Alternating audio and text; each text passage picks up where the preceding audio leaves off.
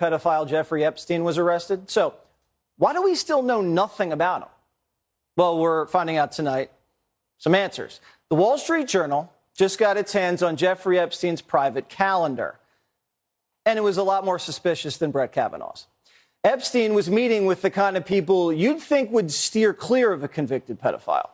Jeffrey Epstein was meeting with one of Barack Obama's top lawyers, Catherine Rumler. She met with Epstein dozens of times. Epstein even tried to set up Obama's lawyer to work for Bill Gates. How is Jeffrey Epstein a fixer between Obama's lawyer and Bill Gates? Epstein was also meeting with Joe Biden's CIA director. He wasn't CIA director at the time.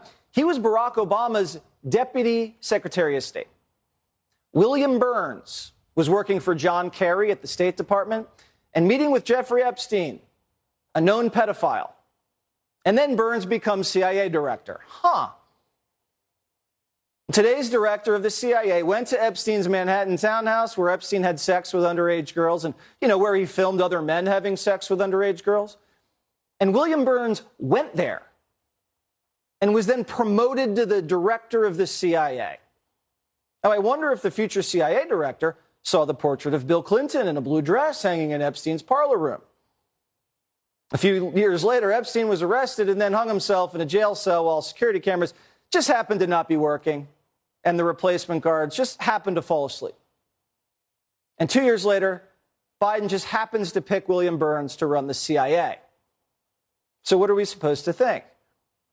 It's never been more clear. Epstein was an intelligence asset. Not only was he working for the CIA, Israeli intelligence, maybe even Russia intelligence. So is the American government allowing an asset to traffic and molest teenage girls all over the world for intelligence? Were we allowing Epstein to commit crimes against children for blackmail material? Well, we asked the CIA director, William Burns, why were you meeting with a convicted pedophile at his disgusting townhouse?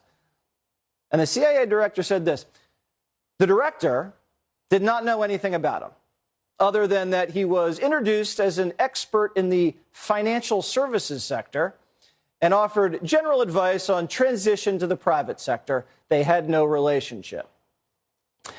So Obama's State Department official couldn't have asked anybody else in the entire country for help with a job in finance? He could have called any CEO, any hedge fund manager, any banking director.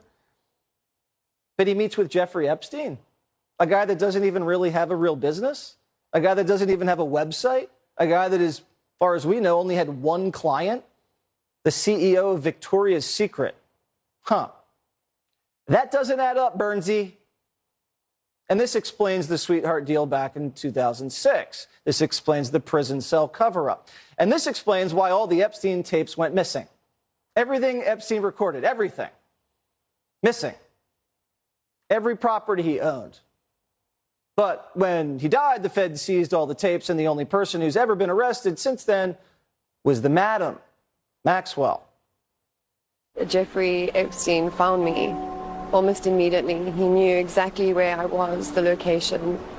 And I knew then that I was being filmed. I was being watched 24/7.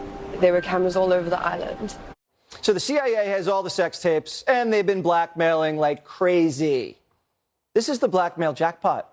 Hours of video starring the world's most important people in Epstein Island, in the Manhattan townhouse, and the Palm Beach estate, and the New Mexico ranch. Bill Clinton was good pals with Jeffrey.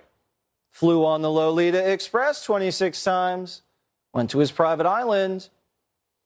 So when someone does something that doesn't make any sense, maybe it's because they don't want to be doing what they're doing. Maybe it's because someone's telling them what to do and threatening to release the tapes if they don't.